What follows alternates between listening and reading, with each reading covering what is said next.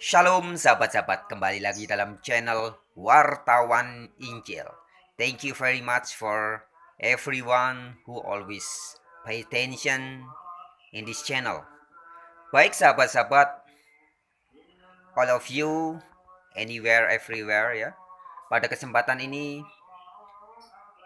saya ingin menyampaikan satu hal yang penting tentang hati-hati kita terhadap kabar-kabar bohong. Ya. Alkitab mengatakan bahwa iblis adalah bapak pendusta.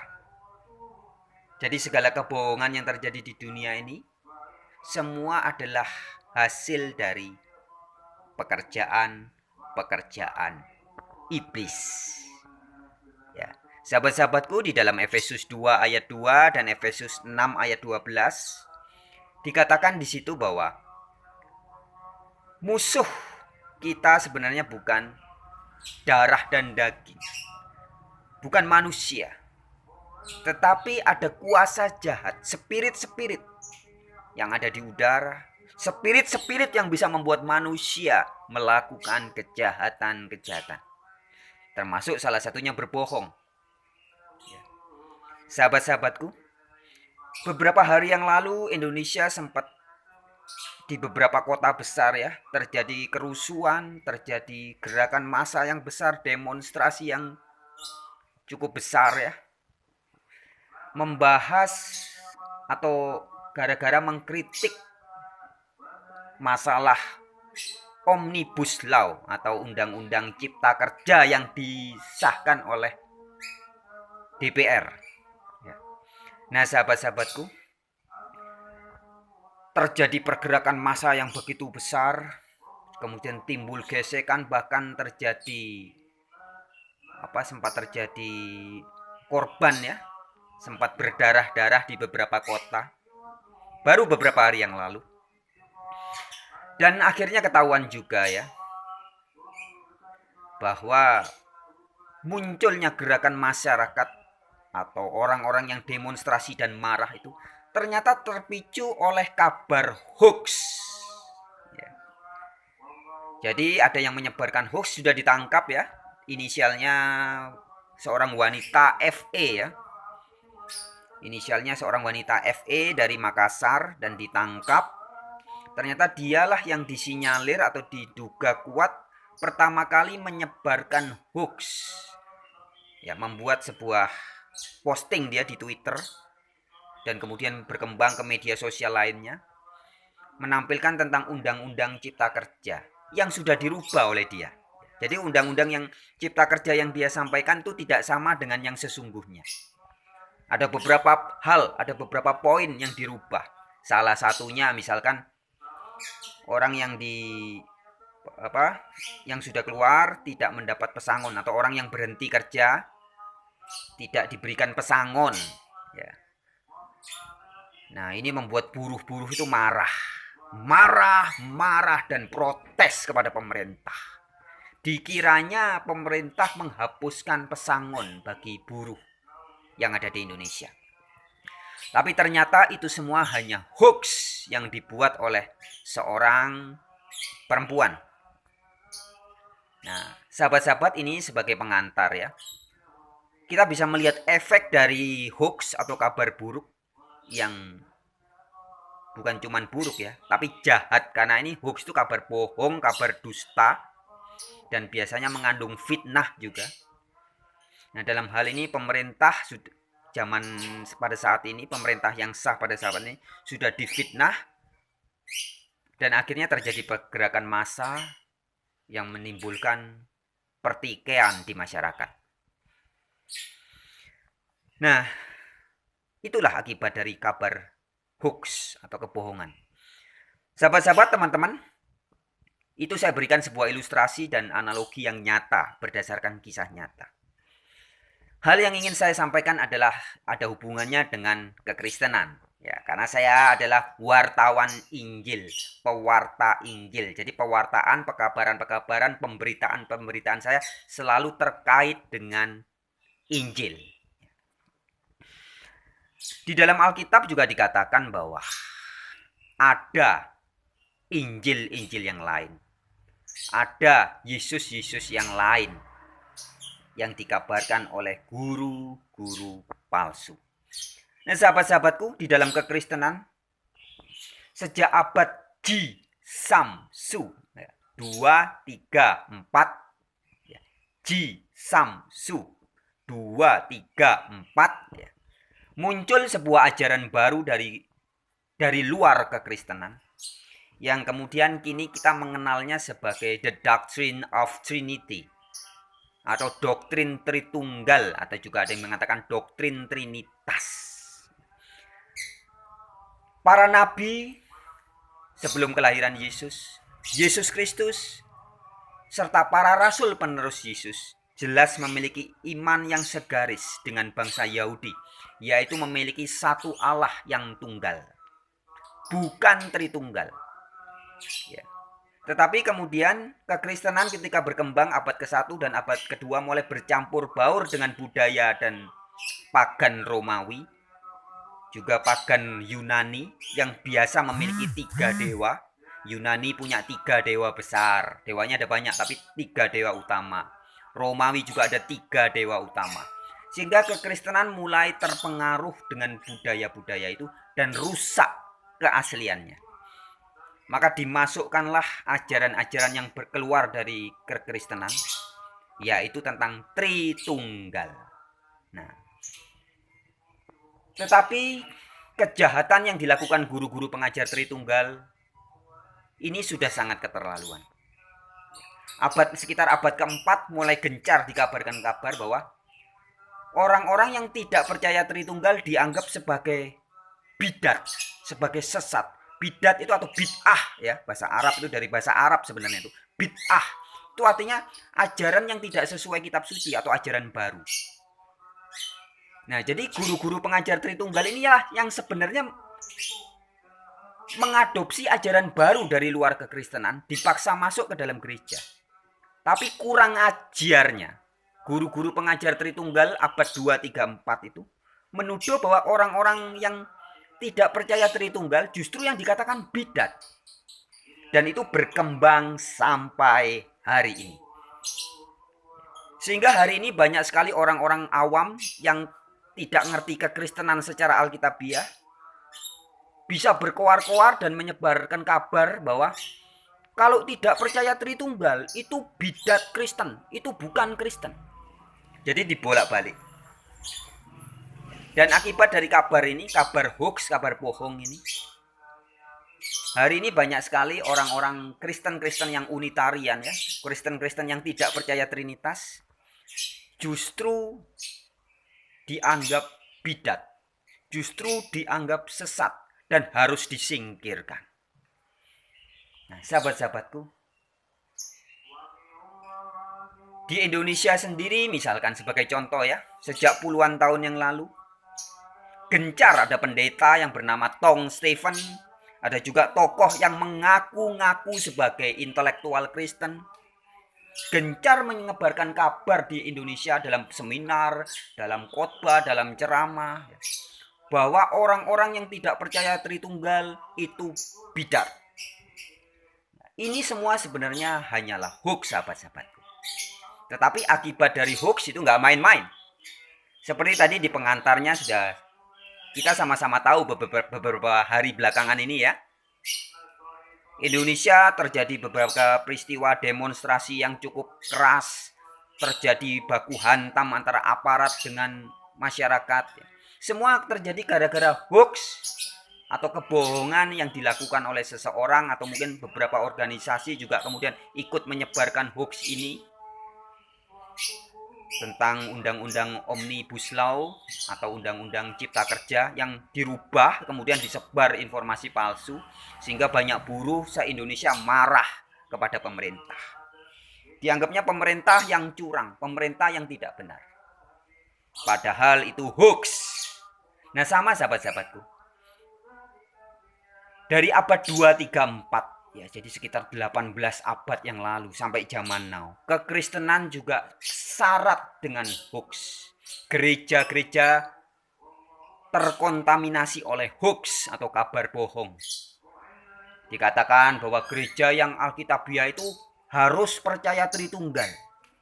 Padahal kalau kita baca di dalam Alkitab sendiri, justru gereja-gereja abad awal, gereja-gerejanya zaman para rasul penerus Yesus, jelas bukan Tritunggal.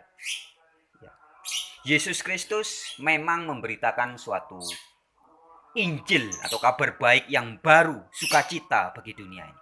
Itu kedatangan Yesus. Tapi Yesus Kristus tidak pernah mengajarkan suatu konsep Allah yang baru.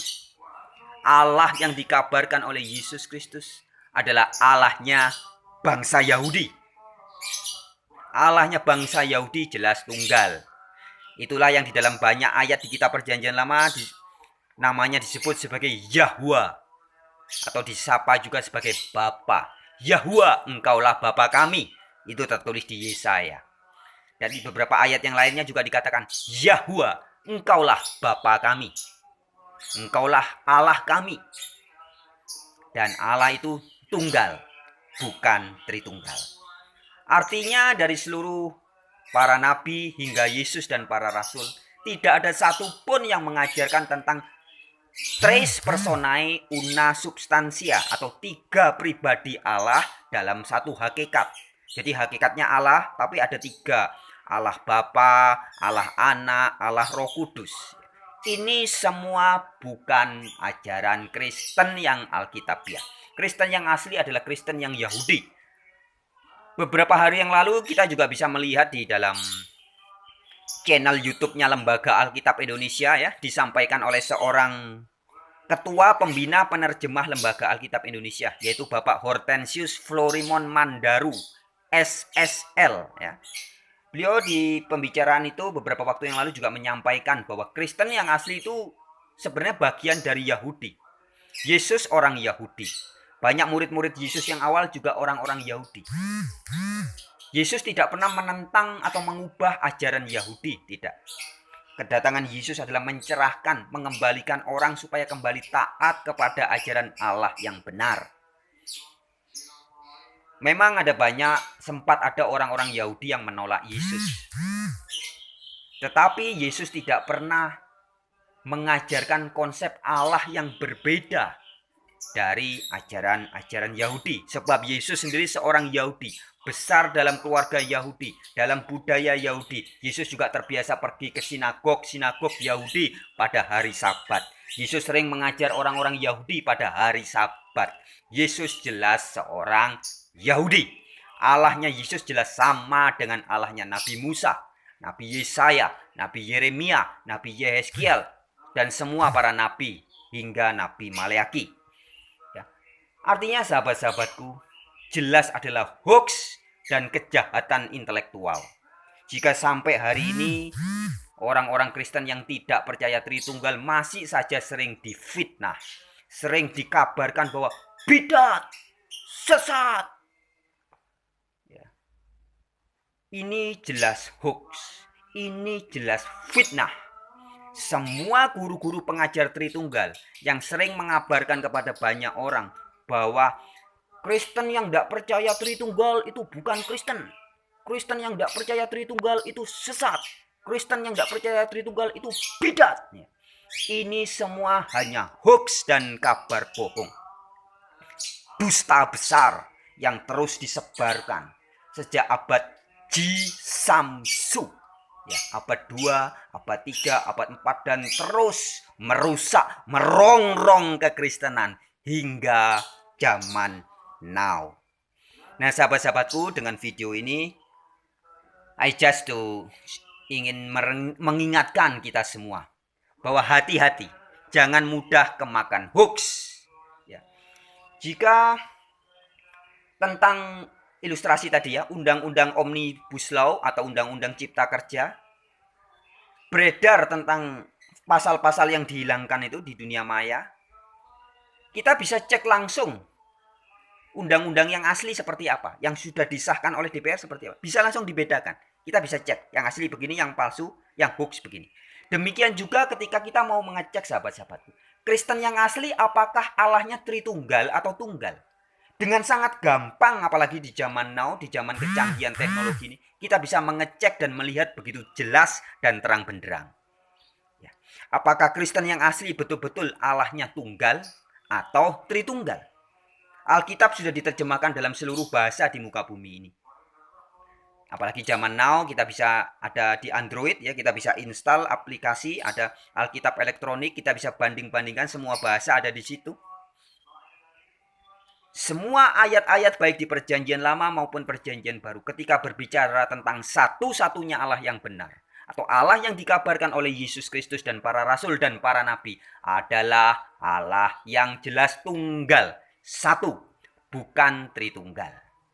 Ya, itu bisa dilihat semua.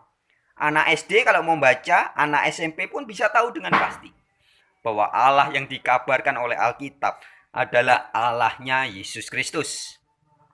Yang kalau kita baca surat-surat Rasul Paulus begitu jelas dikatakan. Salah satunya di 1 Korintus 8 ayat 6, Rasul Paulus mengatakan, namun bagi kita hanya ada satu Allah saja, yaitu Bapa. Jadi Allahnya Rasul Paulus jelas hanya satu, yaitu siapa? Bapa. Maka di dalam 13 surat-surat Rasul Paulus itu di salam-salam pembukanya, ada juga di salam penutup ya. Rasul Paulus selalu mengatakan, the God and Father of our Lord Jesus Christ. Allah dan Bapa dari Tuhan kita Yesus Kristus. Jadi Allahnya Paulus yang dikabarkan itu adalah Allahnya Yesus Kristus. Tetapi juga kabar ini menjadi hoax, dirubah. Banyak sekali teman-teman atau sahabat-sahabat kita atau saudara-saudara kita yang non-Kristen hari ini mengatakan bahwa Pauluslah yang membuat doktrin Tritunggal. Pauluslah yang menjadikan Yesus Kristus sebagai Allah yang Maha Kuasa. Pauluslah yang menyebarkan kabar bahwa Allah yang Maha Kuasa menjelma menjadi manusia. Nah, sahabat-sahabatku, itu semua hoax.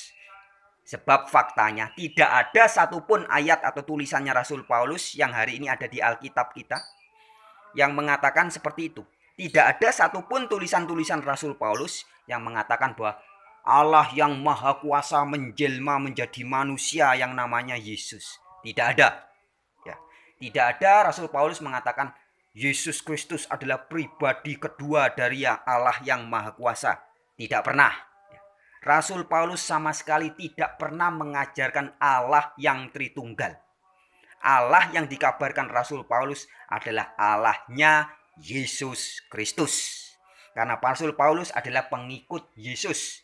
Paulus menyebut Yesus sebagai Tuhan, my Lord, my Kurios.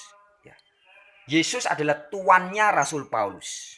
Dan Allah Bapa di surga adalah Allahnya Rasul Paulus.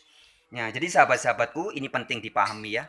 Jadi kalau hari ini saudara mendengar ada orang, baik dia gelarnya mau pendeta, mau dia lulusan STT, mau gelarnya STH, MTH, doktor, profesor, tapi mengajarkan bahwa Rasul Paulus mengajarkan Tritunggal.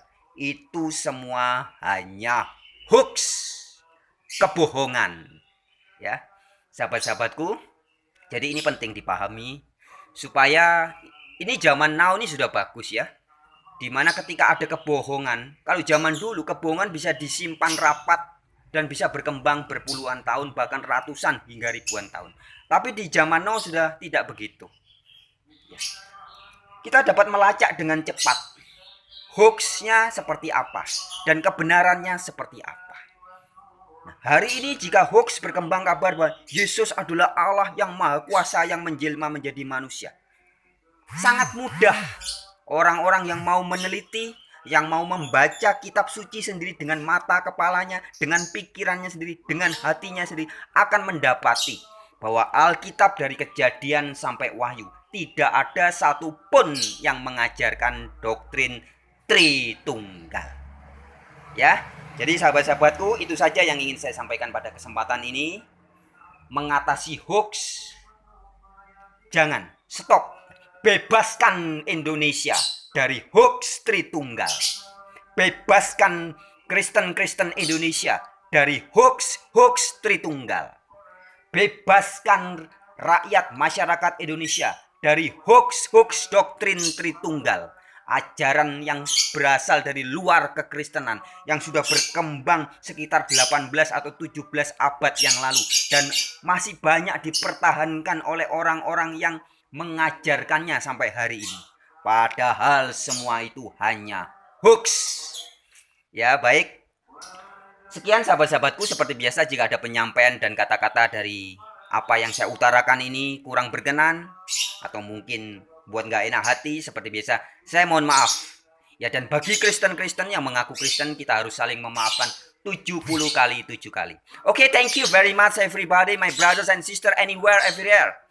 And thank you also for you that always share my videos, maybe this video and maybe another videos ya. Jadi mungkin membagikan video yang ini atau beberapa video yang lain. Terima kasih banyak, thank you very much, dan sampai jumpa di kesempatan yang lain. Haleluya.